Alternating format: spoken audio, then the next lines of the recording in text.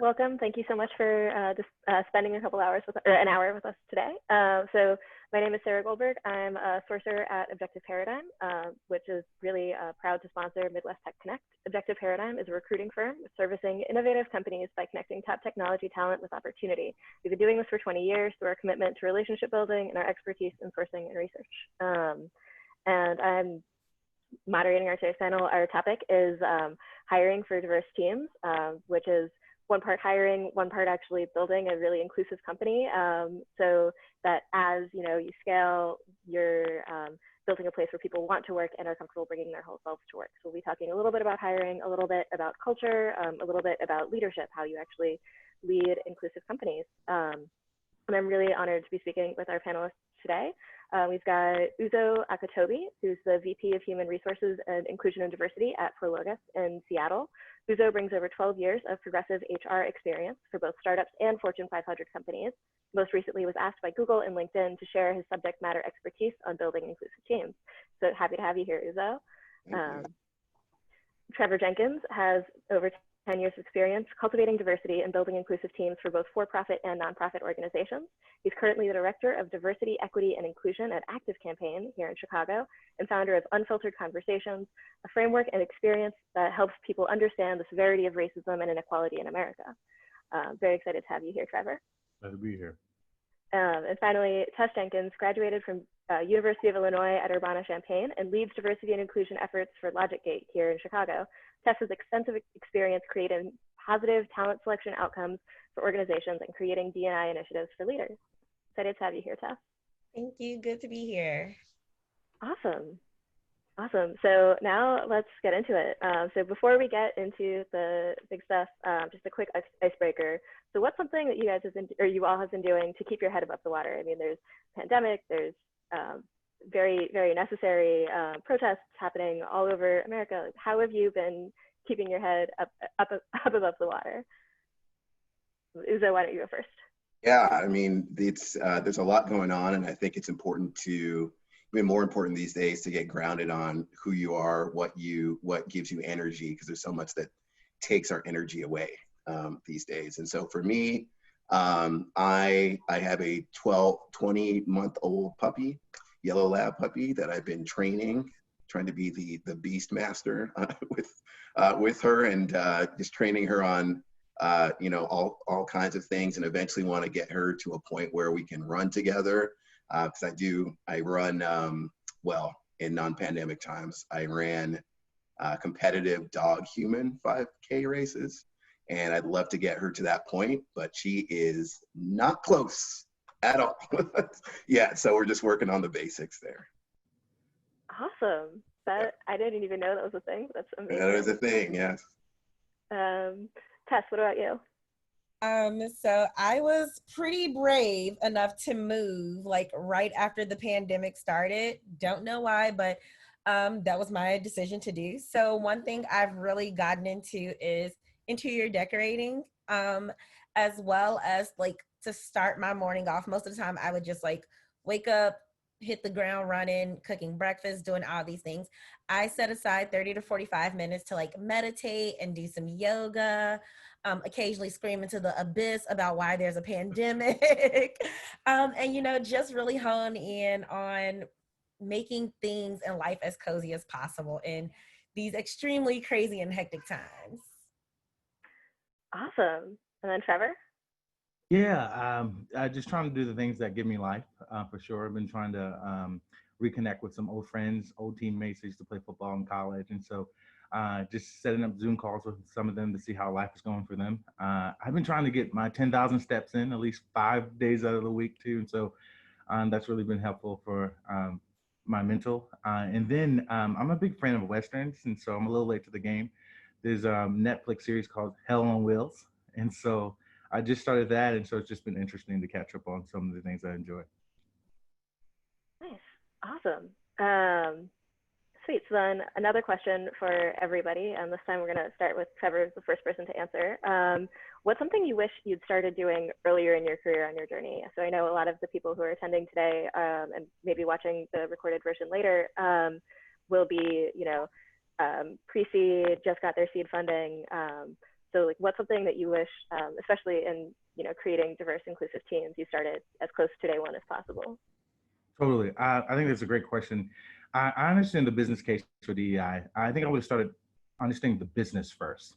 I think because you can understand the business, but if you don't understand the business as you're trying to implement the business case, sometimes you're always going to feel like a contrarist, or it may seem counterintuitive. I think about tech. Tech is a rigged game when it comes to diversity. And what I mean by that is it's rigged towards scalability, it's not rigged towards diversity. And so sometimes you got to take a step back and see, you know, most of the leaders have the pressure of VC money giving an investment back to VC capitalists. You have homogenous teams. You have oftentimes short tenured managers who really want to make a name for themselves, and they're going to hire people who remind them of themselves to get the job done. You have the pressure of going to market. You have all these things that are really rigged towards scalability and not diversity. And so if I would have done anything, just really understand the business challenges of the company as I'm implementing the business case for DEI for the company. And I think oftentimes that is more helpful as we're talking about developing DEI plans. Awesome. Tess, same question. One thing I wish I would have done earlier in my career, I knew a long time ago that diversity, equity, inclusion, and belonging was a passion of mine. But, you know, fresh out of college, I hit the ground running, said I needed to utilize my degrees, had a degree in education, and got into teaching. And I really wish I would have took a step back, maybe did like a postgraduate gap year, and been more intentional in my career. So it's never too late to say, hey, let me take a breather and become more intentional with the work I want to do in my career and outside of work. And thankfully, I'm at an amazing company where I can be intentional in what I'm doing in the workplace, need to be surrounding people's success, getting new hires in the door, or working on diversity, equity, inclusion, and belonging initiatives. I just have the freedom to be 100% intentional in my work. And like I said, better late than never. And I'm glad I decided to do it now. For sure. And then finally, Uzo. Yeah, you know, I look at it from the, you know, because I've been in HR for years, and, you know, you kind of see how the sausage is made, right? And you see how organizations operate. And I wish earlier in my career, I would have focused on the importance of leadership and consistency in leadership, and ensuring that organizations define what that is, right? Because we oftentimes put, you know, people who are really good at something into a leadership role, and leadership is a skill. And I wish I had really said that and spoke that into existence earlier in my career. You know, we would never, for example, have an engineering role open and say, hey, Uzo, you're really good at stuff. You should go be an engineer. I don't have the skills to do that. But for some reason, we tend to do that with leadership, and I've watched it happen. And what I know about DEI is you can say whatever you want as far as the statements on your website and all those different things. Your CEO can say whatever he wants or she wants, whatever. But as leaders go, so does the employee perception of the company. So if you have a leader that's really good, but not inclusive, you know, doesn't connect with their team very well, then that is what the company is to those folks underneath that person, regardless of what type of culture you make. So leadership is important, and I would have, if I could do it all over, I would have really made that my niche focus area in HR. Nice. That's a great point. Awesome. So now let's sort of get a little bit more into the weeds about best practices as you're actually hiring. So Tess, why don't you start with this question? How can your company better attract a diverse pool of candidates? Like, what can you do to just get folks in the door? That's a great question. So one thing you can do is think outside the box. I think that might be one of the biggest things you can do. A lot of times folks say, hey, we want to focus on getting more diverse candidates in the door, and getting more diverse candidates to apply is one thing. Getting them to go through the entire interview process and make their way up to the offer stages and offer negotiations, that's a totally different ballgame. So one thing I feel everyone should do is be patient. It's not going to happen overnight. You're not going to wake up and there's 500 diverse candidates knocking down your door and your LinkedIn wanting you to hire them.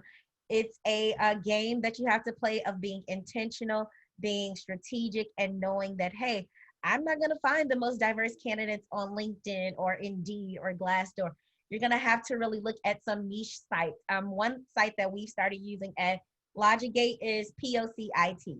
It is a great resource and it is cost effective. And it just exposes not only you as an organization to diverse candidates, but but exposes your company to these candidates that you may have never thought of seeing, and they may not have thought of seeing your company. So that's a few tips, and definitely just be patient. Understand you're in it for the long game. Not that, you know, we find someone who fits the bill of diverse and we hire them right away and make them an offer because they fit into the bucket of being diverse. You want to make sure you're intentional with it, and you're hiring for the right reasons. For sure. Uzo or Trevor, you want to jump in as well? Other suggestions? Yeah, I agree with Tess. Oftentimes in my career, I've heard, man, we really want to hire diverse talent. We just don't know where to find them. And I think sometimes we're just looking in the same places, right? And so, like Tess said, oftentimes we're looking at LinkedIn or Built-in or Indeed. But when I think about tech, when, you know, the perks in tech, everyone gets a great computer, everyone gets great benefits. I often say, you think people don't want to experience those things, right? And I think it's just, again, finding niche places to find different talent. One of the places we use is Black Tech Jobs in Chicago. Been helpful for us. And so again, it's just really taking a list, networking with people and learning about these other platforms that may not be as popular. Yep. And you know, I'll add to that and say, you know, there's diverse sourcing strategies are really critical to the point that's been made here. Something that we're doing at Prologis is we are making an intentional effort to create long-term relationships with community organizations. Transactional recruiting, if you just start looking for people when your job opens, you're so behind, and then you're going to let the pressures of time make you go to LinkedIn and the Indeeds and all those different things. You know, so what we've done is we've started cultivating relationships with organizations in the community that have their networks deep into you know, underrepresented networks out there, and we create, you know, kind of meaningful relationships without the intention of just pulling resumes up front, right? We're not paying. I don't want to work with the Hispanic Chamber of Commerce because I want all of their resumes. I want to do it because what they do aligns with what our mission is as a company, and we just want to know how to help, right? How can we help you to the extent that you have resources? And when you do that over time, you know, you won't even have to speak. They will speak your name for you. You won't even have to call it out. You'll just notice people coming because they see the value that you're creating inside of their community. But this is a long game. You got to do it now so that you can reap the dividends, maybe months, maybe a year down the road. But that's what it takes really to bring diverse candidates and get your name out there with groups that you aren't necessarily directly connected to. For sure. So that sort of brings us to our next question. So I want to talk about messaging. So it's important to say, you know, put those signs out there that you are an inclusive place to work, but as important as the messaging, right, is making sure that it's true and it's not just, you know, performative messaging was a point Trevor brought up as we were, you know, preparing for this panel. So I guess, how do you message, but also move past the messaging so it's not performative? And Trevor, I'll let you take that. Yeah, I think that's a great question, and especially when I think about performative messaging, kind of like every company says diversity and inclusion is important to us, or they say that they're EEOC compliant, we don't discriminate on the basis of race, gender, sexual orientation. And I think those things are important, but I think when candidates are looking at they're not really paying attention to your job recs as much as they're paying attention to your Glassdoor, right? They want to see your company culture. They want to see, is there a work-life balance there? Is pay equity there? And if you do pay well, what do I have to sacrifice for that there? And so I think all those things are important. One of the things I like to say, how do we move from performative messaging to compelling messaging? I just recently saw a tech company that said, hey, by 2025, we want our workforce to reflect the U.S. work population, to the U.S. demographic. And it's not like I had never heard that before, but I never saw that on a job rack before, right? And so they really putting a stake in the ground and saying, hey, we know that we are EEOC compliant. We know diversity and inclusion is important for a lot of organizations.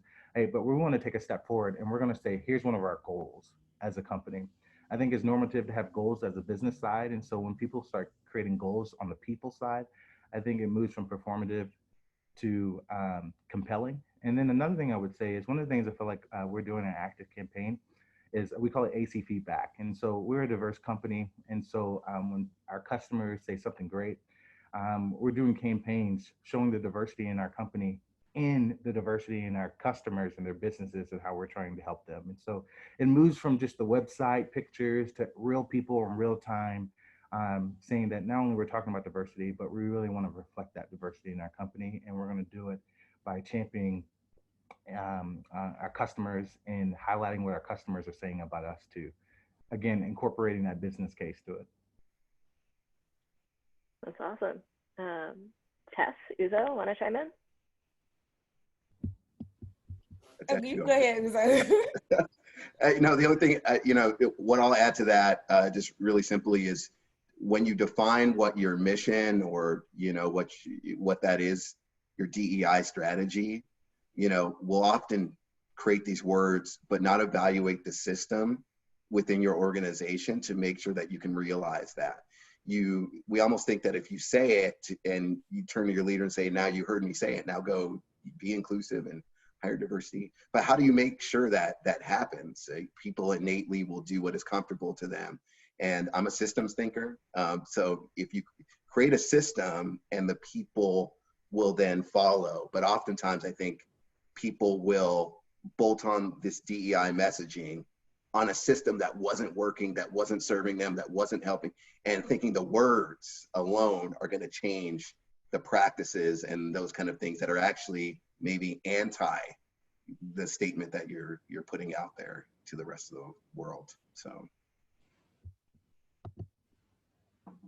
yep. Yeah, I agree as well. One thing that I always like to think of is it's one thing to talk the talk and put out a statement saying, we believe everyone should be able to be treated fairly, equity, and, XYZ, ABC, but you need to back that up. You can't just, slap a statement on your website or, in your careers page and say, hey, this is what we do. And we also do EEOC reporting, but anyone who knows EEOC reporting, once you get past 100 employees, you have to do it. So it's not one of those things that you can just say, hey, we do this. But one thing we at LogicGate do is when things first happened earlier this summer surrounding George Floyd, we put out a statement externally as well as internally.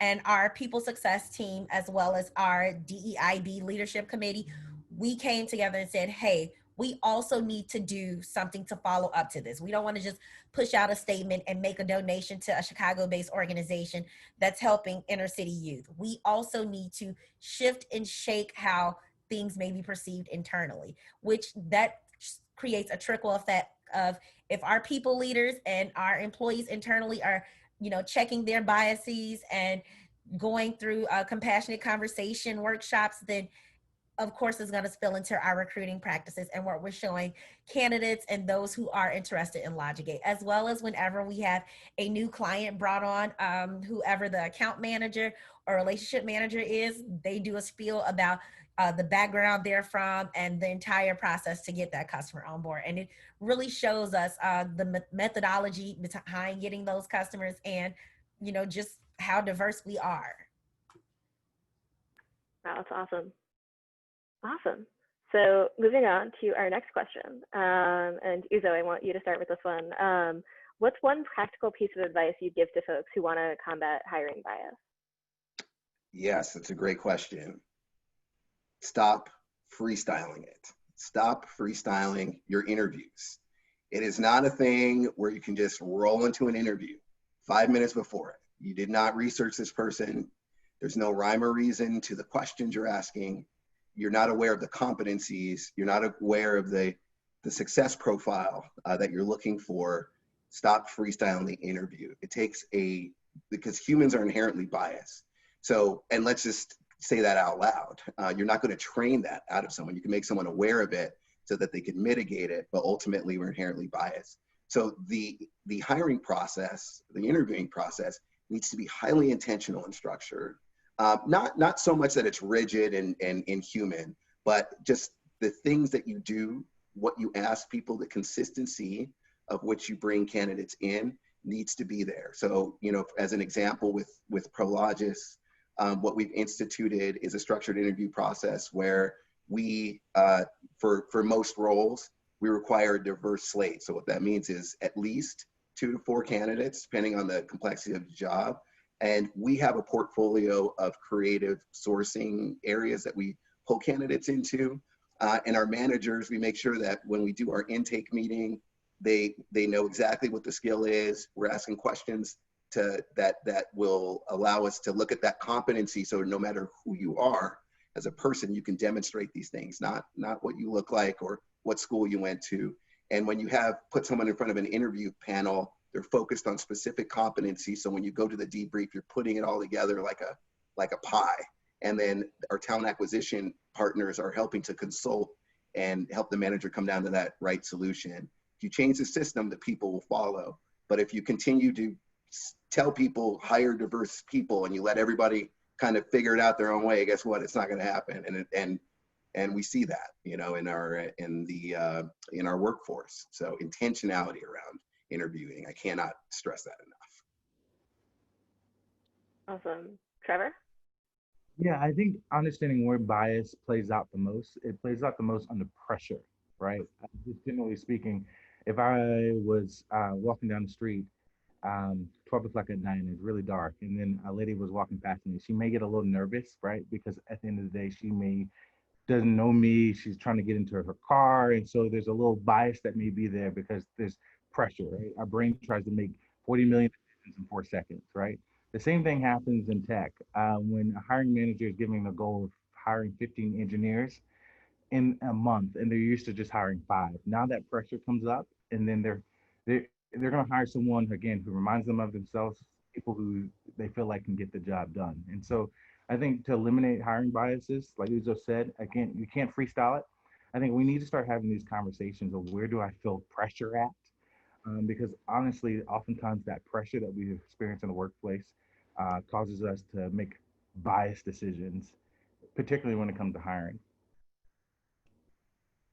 For sure. And Tess? So yes to all of that. I'm sure everyone saw me like the deep head nods. So we do a lot of what Uzo was talking about. We really hone in on the person and not, oh, you went to Indiana or U of I or things like that. We really have a hiring playbook is what we call it. And it's divided into the first page is typically, hey, this is who we're interviewing, who's on the panel. And it has the 3 breakdowns on what these people are going to be focusing on in their interview. It can be competencies, outcomes, values, and I may be missing one. But we make sure also that those who are interviewing are diverse. So you may have, I know occasionally someone from customer success, engineering, marketing, and sales development all doing one interview. And that provides a diverse perspective from departments as well as gender diverse and race diverse, because we have folks from all walks of life in those various roles. Another thing we do is we also do the interview intake. That was one of the things I was tasked with when I first came to LogicGate. And I think I was like the most over the moon excited about it, because all of these ideas that we as a company have had, we were able to put them into practice and say, we will not move forward with posting your rec or doing anything until we have this down pack. And it asks questions like, has the salary been confirmed? What is this person able to work remote? If they're not, what's the reason? And if it's something like, well, they won't be able to work cross-functionally. We're all working cross-functionally via Zoom right now. So that's really not the most solid of excuses. But, you know, we do a lot of those practices that Uzo was talking about. And, you know, we just make sure that we are not just hiring someone because someone else knew them.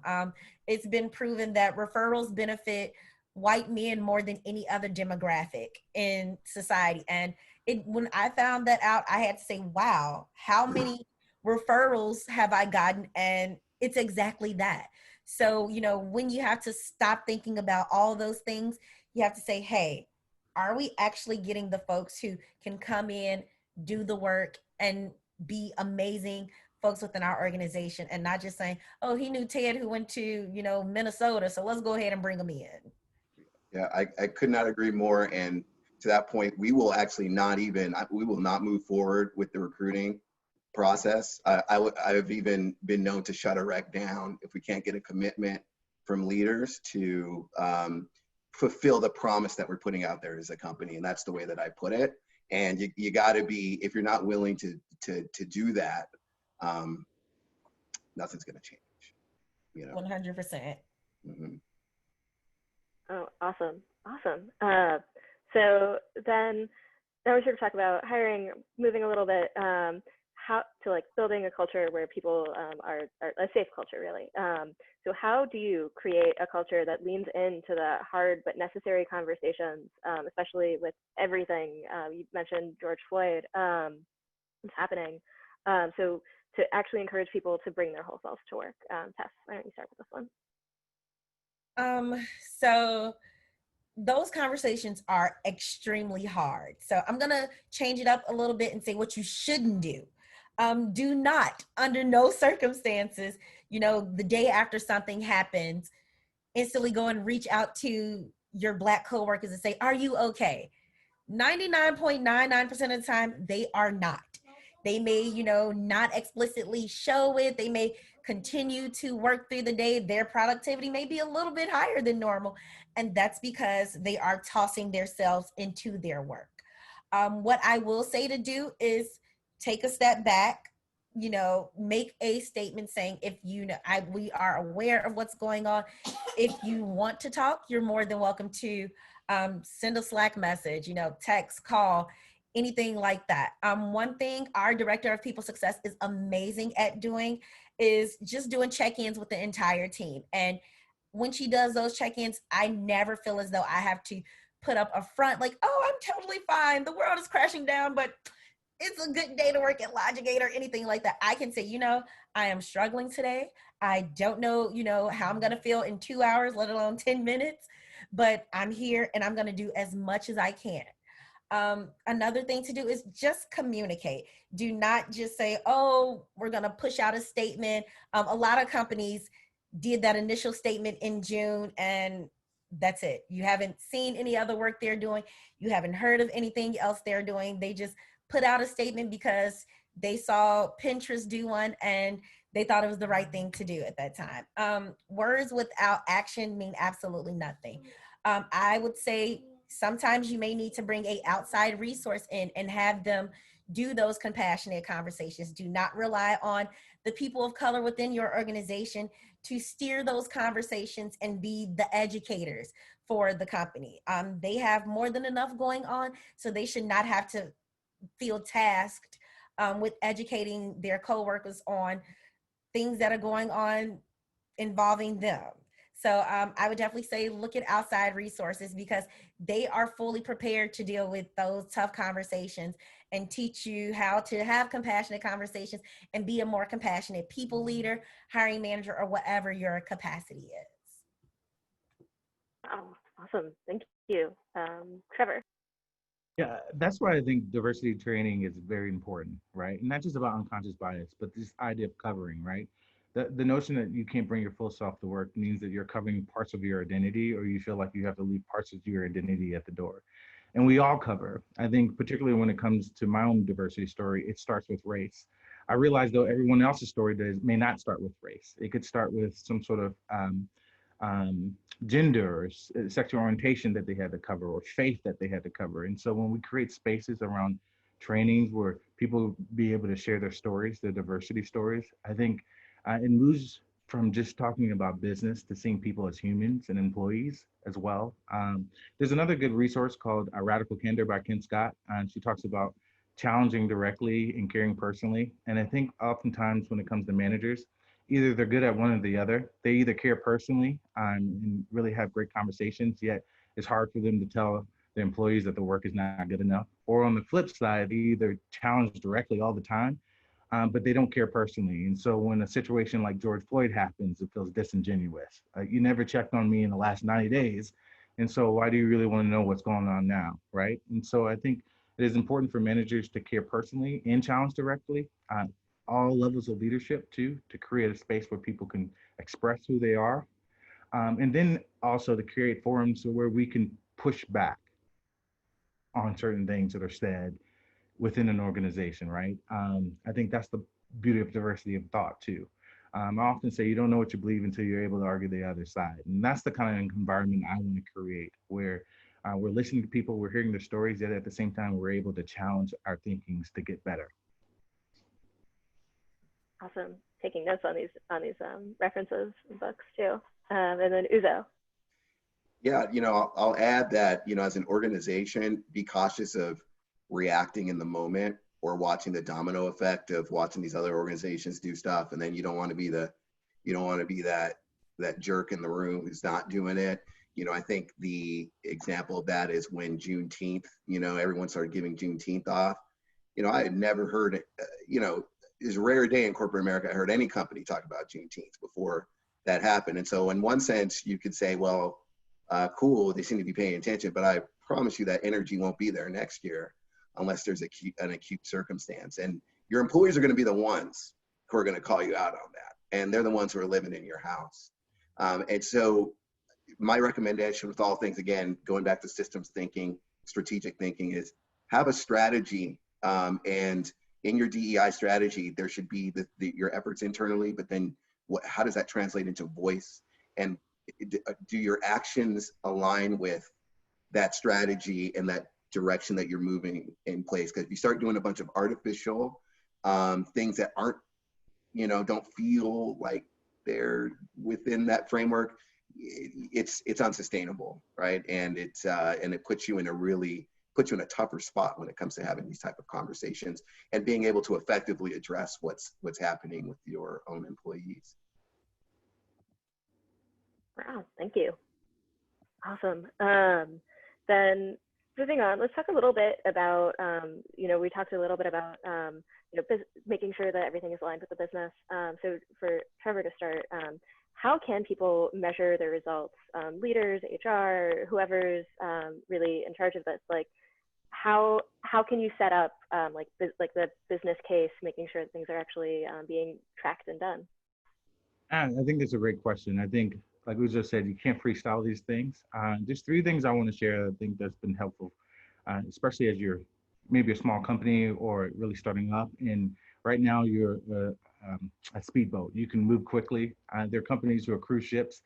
And when it comes to diversity, I often say it's really hard to turn the Titanic when you get to a large company size. And so one of the things I often share is the Global Diversity Inclusion Benchmarks. Basically, there were 95 DEI experts that came together, and they said whether you're a company of 50 people or 50,000 people, these are the things that you can assess to determine if you're moving towards an inclusive company and a diverse company. And so there's an assessment. It starts at inactive, reactive, proactive, progressive, and best practices. And so if you're inactive, the next year you can really have an assessment where they give you a guidance to get to the next level. How do you become from inactive to reactive, or from reactive to proactive? It really gives you a 3 to 4 to 5 DEI plan on inclusive behaviors in your organization, and I encourage you to check that out. The second thing is something called Project Include. Basically, they're a diversity firm that really has studied fast growth companies. And one of the goals that they mention is what they call the 10-10-5-45 plan. And so 10% of your company should strive to be Black Americans, 10% Latinx, 5% non-binary, and then 45% women. And so what we've tried to do is kind of modify it to 10-10-15-45, which 10% Black Americans, 10% Latinx, 15% LGBTQ, and then 45% women, considering that 5% lines in LGBTQ who may be questioning. And so it's just a good guide. Everyone may not reach it, but if you don't have a goal at the same time, you're not gonna get where you're trying to get. And then the last thing is self-identification surveys. Sometimes I feel like they're minimized. We do it twice a year at our company. Doing it twice a year, that means you've done it 4 times in 2 years. And so you start to see trends within your company. You start to see trends and data informally, the things that you're thriving in, the things that you need work in, and then you can start making formative decisions based on those things. So the first thing is global diversity inclusion benchmarks. The second thing is project includes 10-10-5-45 plan. And then the last thing is utilize your self-identification surveys within your organization. Awesome. So we had some questions come in on that. So it's project include and the global diversity and inclusion benchmark survey, right? That's correct. Awesome. Tess or Uzo, anything to add to that about reporting and measurement? To add a little bit to what Trevor has stated, is you cannot measure what you haven't defined. So oftentimes we look for KPIs to prove whether or not IND or DEI should be something we should, kind of scale out or continue. And let's be clear about what it is. It's not a program. You're really saying there's a value in our organization having a makeup in which, it kind of reflects the communities, which we serve and those kind of things. And so that is a core tenet. It's not a program. The programs may serve to help you achieve whatever that directive is. And so the way that we've, at least at Prologis, kind of defined DI, and this, you can, whether you're a startup or, 100,000 person employee, you really have to distill a strategy into buckets. And then from there, there's kind of, actions within those buckets. And then you prioritize along the way. And the way that we look at it is we look at our DEI strategy in terms of our infrastructures and policies. So do we have a system in place that actually allows us to realize the words that we're even speaking out there, whether that's your talent acquisition, your promotion practices, your pay practices, and your policies as well. Then you have your engagement, as we call it. This is how employees interact with IND. So these are trainings. These are, you might have ERGs in there as well. Whatever that is that really gets people engaged in that. There's leadership, training as well. And then you have your external, and those are the things, at least for us, we give a lot of money to different causes. We want to do a better job of aligning that money to the things that we truly care about, especially when it comes to these concepts of DEI. So we're not just throwing money out there and saying, look how much we care about DEI. We actually, if we believe that, for example, systemic racism is a problem, then do better to understand what that is and where you can make a difference. It might be money, it might not be money. Maybe we don't know, and we need, to the point that was made earlier, you need to, I believe Tess made the point earlier, bring someone else in to consult and help you understand where you may need to put your efforts in there. But define all those things so that you can now measure, the outcomes that you want from each of those programs or policies or what have you. Awesome. And then Tess? Yeah, like 100% everything to what they all said. One thing we are in the process of doing at LogicGate is we have created a DEI dashboard. So every single month we download a report from our ATS, and we input it and say, hey, how many folks within this demographic made it past, the application stage? How many made it to a hiring manager phone call, team interview, so on and so forth. And if we see that that number continues to dwindle, we say, stop. Okay, why in the heck didn't they make it past, this stage? What can we do better to help those candidates make it from this stage to that stage? If it's an issue of, hey, we're just receiving applicants who don't have the experience, then okay, maybe we need to switch up our job description. Maybe we need to modify and say, hey, this is exactly what we need, and do things like that. Another thing we are working on is we have our people success manager. He is going to be spearheading a D&I, I guess I don't want to say workbook, but like report, that's the word, that we put out every year, well, twice a year actually, that says these are the things that we have met so far. These are the benchmarks we've set out for ourselves. here's where we are in that process. Here's where we've fallen short. Here's why we've fallen short. And this is what we're going to do to make sure by the next time this report comes out, we're meeting or exceeding that benchmark. So those are some things that we're doing, and they're very, very easy practices to put into place, even with a small, just beginning startup and a 100,000 employee company. Awesome. So that sort of covers our prepared questions. I'm going to move to the Q&A now. So just a reminder to anyone who's watching, please pop your questions over into the Q&A and we will get them out to the panelists. So let's start with a question from Jamie. It says, how do these, so going back, I guess, to our earlier conversation, how do your long-term, long-game recruiting strategies work when you're a startup juggling the reality of very limited time for active recruiting? Yeah, I'll jump in there. It's, you know, we recruit talent acquisition, because recruiting is an action. It is actually talent acquisition, and there is a strategy with everything in the employee life cycle. And so, you know, there's definitely short-term needs, right? So if you have turnover, for example, you've got, you know, you have kind of a routine or a practice that goes into that. But you also need a long-term strategy in there as well, so that your long-term sourcing will eventually meet your short-term needs. If you continue to say that we don't have time for that, well, then you're going to end up being a big company with a, you know, 5,000, hopefully you're successful and all those different things. And then you look back and you say, what the heck, why didn't we?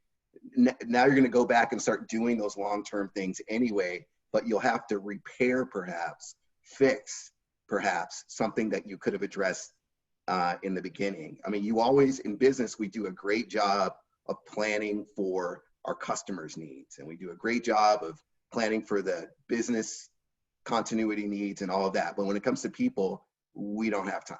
You know, we got to do this. And when, you know, Trevor's point, when you make time the factor, you're going to end up wanting to speak things into existence and looking at the data and being like, why won't it change? And you're going to get consultants, you're going to bring all these things in when you really didn't challenge yourself to build a short-term and a long-term strategy when it comes to talent acquisition, not recruiting, which is the action, but talent acquisition, which is the practice. You have to have both strategies in there. So definitely understand the short-term need, and you've got to do things there. But if it's a binary, I either do this or that, if you're successful and you scale out, you're going to go back and fix a lot of what you perhaps had the opportunity to address early on.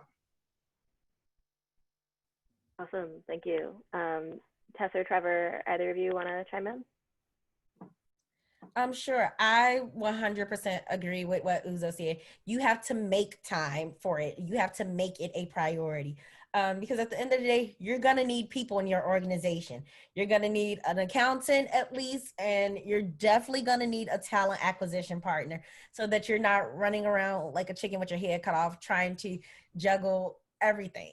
So when it comes to recruiting and talent acquisition and making sure that you're putting these strategies into place, you have to carve out time, no matter how hectic your schedule may look and no matter how crazy things are. I think we all know from working in a startup at one point or another, you're going to be wearing 50 different hats at any given moment. You're going to be pulling some long days, and in that you still have to carve out the time for what's important, and making sure that you're having all-inclusive, diverse recruiting strategies is one of the absolute most important things you can do. Awesome. And Trevor? With all those things, I think we overestimate what we can do in a year and underestimate what we can do in 5. You know, and in 5 years, we ask ourselves, how did we get here? It's because what we did in years 1, 2, 3, 4, right? And so the long-term strategy is so important. And it doesn't mean that you have to figure it out today, but you have a plan in mind. And so what we tend to do is, and what I've worked on is our short-term strategy is kind of like, what are the platforms that we could use that are cost effective that could help us now, like black tech jobs or other places. Then we have a midterm strategy. When pre-COVID-19, when we were in our offices, people were coming in and signing in for events that were having our organization. using that, people who opt in, using that as a recruiting strategy and tool was very, very helpful for us as well. And then long-term strategy, the organizations and the communities that are centered around certain identities, how can we build a long-term relationship with them? As well as, some of the roles are entry-level roles. And so how can we build long-term relationships with some of the schools that focus around engineering as well, in the locations that we're in as a company? And so when I think about the strategies, there's a short term, there's a midterm, and there's a long term. And I think you got to work a little bit chipping away at all of them. Awesome. So another question that we got from Jeffrey: how do you change the behavior of hiring managers who are used to seeing candidates from certain schools, backgrounds, majors, potentially unintentionally hindering DEI efforts? Tess, or Uzo, sorry. Yeah, I think, I'll chime in really quick just because it's something that it is top of mind right now, is you've got to turn words into action. Like I said, look, if you're going to say all these things about DEI, but just kind of like hope and, that it happens and it's just not. You have to challenge leaders to think differently. We all have to evolve. Some people have been interviewing people for 20 years, perhaps the same way. And they've worked with successful companies. So they attribute, maybe directly or indirectly, well, if I've been successful before, then what are you telling me now? I'm not doing this diverse slate. Look, I don't have time. I got a referral. I know a guy right here. It's the only human being out of 7 billion people on the planet who can do this job. So you need to let me hire this person. But we need to challenge ourselves to approach things differently. If we want a different outcome, we need to change our approach. That's everybody. That's me. I've been interviewing for a long time, and I adopted our new practices and I used it, and I've hired a fantastic diverse team. Had 4 open positions starting in March of this year and filled them all. And, we don't have time to talk about all the wonderful gifts that this very diverse team has brought. And we trusted the system and the process in order for us to get there. And I humbled myself and put away my own perceptions, right, in order to get to the greater outcome. So what I would say is, whatever you're speaking out there as far as your diversity mission goes, link that to your actions, the way that you interview. And so when managers push back, you're like, that's not how we're going to, doing it that way is not how we're going to achieve that. That's what we're saying to the streets. So this is what we need to do. And now, we approach everything in partnership, of course, but at the end of the day, you don't get a different result doing the same thing over and over. Certainly inconsistency doesn't get you to any sort of uniform result. And I would add, fight against the need for speed. I know speed is important, but the goal is not making a fast hire. The goal is to make an efficient hire, right? And I think, if you're not into blind resumes, I think a lot of times people feel like that slows you down, right? One of the things you can do that is free is say, hey, if you get particular candidates for this role that is coming from these schools, how about for the first 2 weeks to look at candidates that don't come from these schools, right? That costs you nothing, right? And so really to have that discipline and have an agreement with your people team, hey, we're going to be in agreement and our alignment on some of these things are very, very important.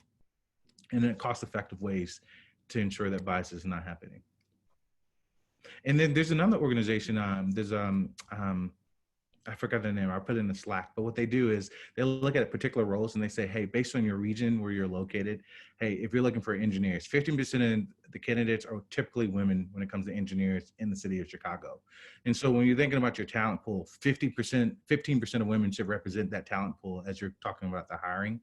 And so what Tess says, now you have your dashboard where you say, hey, we have 15% of these women for this role, who got a phone interview, who actually got to see a manager, who got to a final interview, who actually got hired. And then now you can start tracking in that way, and it costs you nothing to do that, just a little time.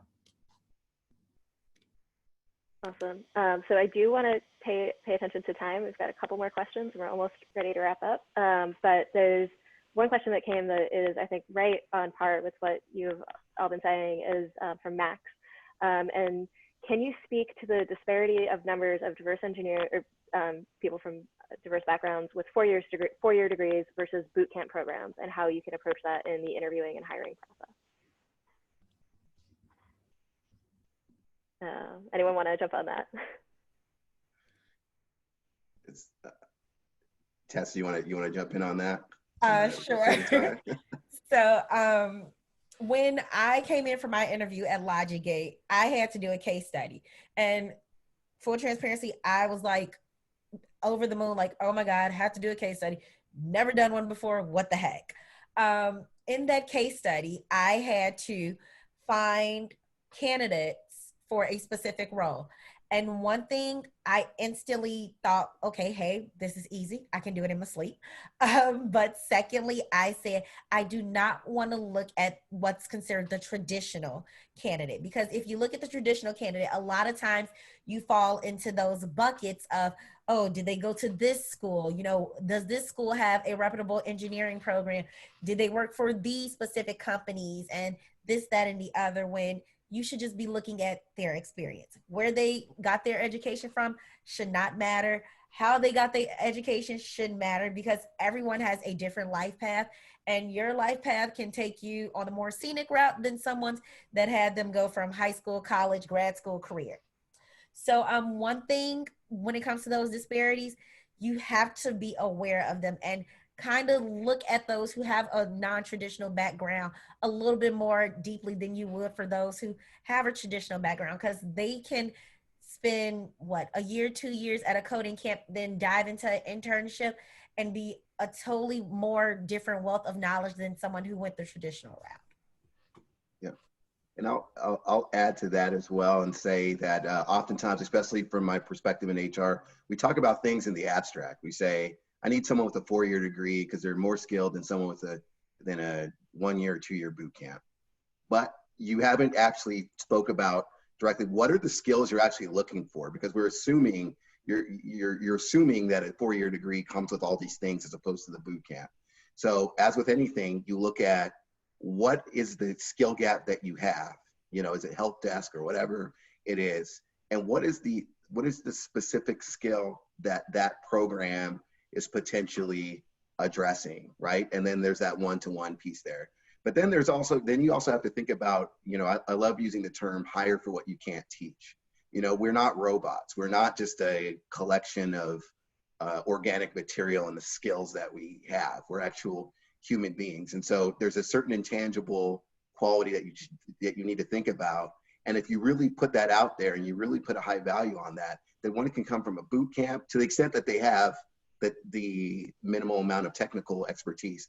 One can come from a boot camp, come from the university of whatever, and come from the college of whatever, can be self-taught. Let's not forget that, because there's some people when I was with Zulily.com, we had a couple engineers who taught themselves how to code.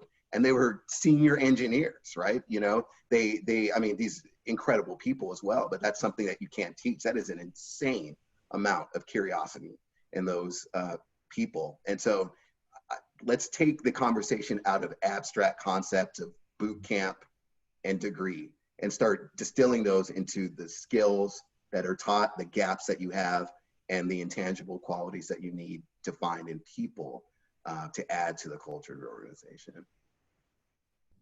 Awesome. So we've got 5 minutes left. So I do want to get to this last question that I think we'll be able to take. But we will be sharing a one-page record that has all of our contact information if you want to follow up if your question was not answered. But I do want to get to this one. So this is from Daniel. This is earlier in my career, talking about what makes people different was taboo. We're taught not to ask about race, sexual orientation, et cetera, because it's viewed as an HR liability. Now that I run my own company, I'm trying to be open with our team, and we should be talking about things that may make some people uncomfortable. How do you balance this? Trevor, do you want to start? I cut you off earlier. You know, he's right. 10, 15 years ago, 20 years ago, no one was talking about these things because it was not on people's radar. Now everyone is talking about those things. I think the important thing is, again, when we're talking about bringing your full self to work, that can't just be some cliche thing that people say. You know, the things that we experience in the world, we bring those things into the workplace too. And I think we have to create spaces for people to feel heard, and not just in their job position, but the things that are going on in their life. I often say inclusion is being an ally is not about how I see you, is how you want to be seen, right? And so I think when people feel like they matter, they feel like the work that they do matter, they're less likely to make a lateral move and move to another company doing the same job. And I think when you circle back to the business cases, you lose money. When you think about retention and employees leaving because you spend so much money in a recruiting team to get them to come in, and then they don't feel like they belong or feel heard, then you just wasted that money, their time and your time at the same time. And so I think we have to have a comprehensive kind of plan about what inclusion looks like. Not that goes beyond onboarding, which is that first week someone comes to a company and really create spaces and programs where people feel like they can not only express themselves, but they can give back to identities that remind them of themselves too.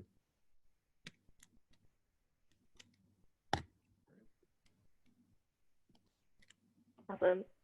Uzo or Tess, want to add anything to that? That's an awesome answer there, Trevor. I don't know. I don't know if I can top that. But it's difficult. I think where managers get caught up sometimes is that they feel like they have to have answers to everything, and they feel like they have to say the words perfectly.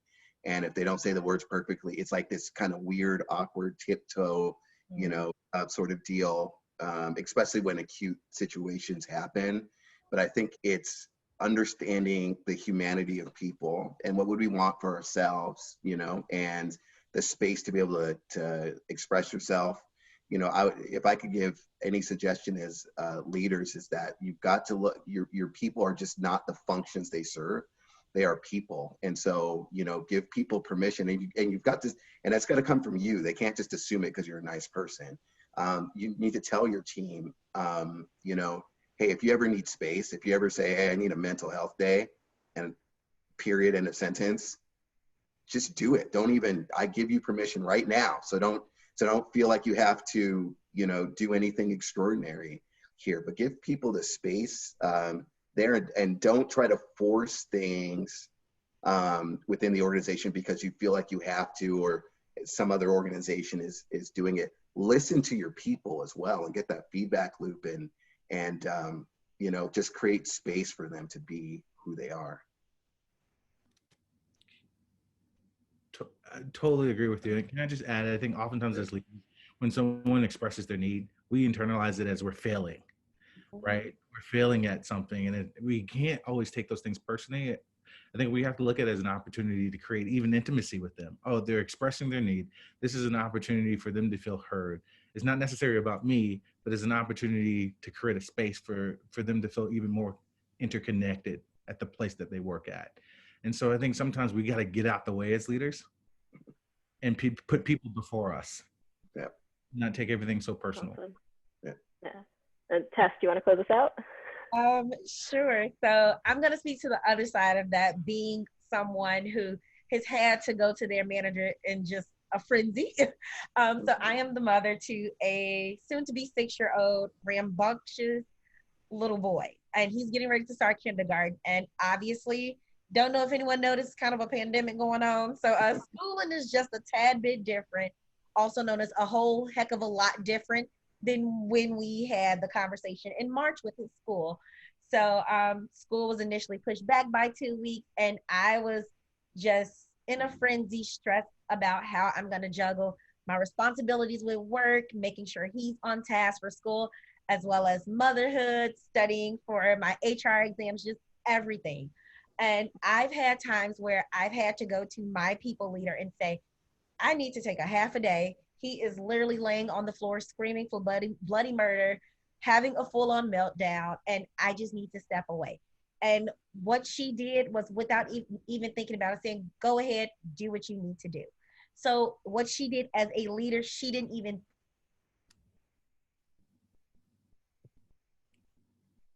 she said, go do what you need to do with your child.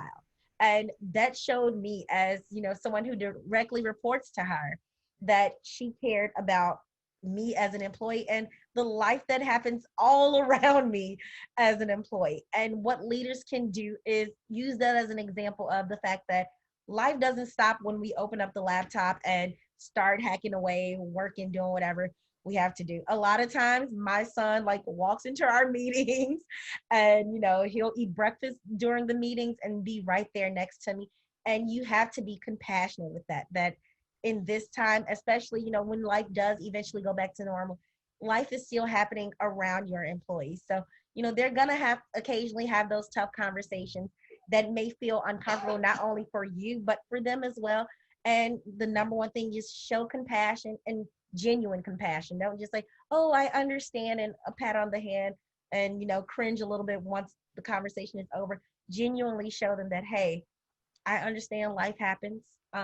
It's probably going to continue to happen. Do what you need to do, and let's worry about all the other things later. Awesome. Well said. Well, I know I definitely learned so much just listening to the three of you. Thank you so much for your time. Thanks everyone, all of our participants, for their attention and their time. And I think that's been a really impressive panel. So thank you so much. Thank you. Awesome. Thank y'all. Yeah, thank you. It's great. Awesome.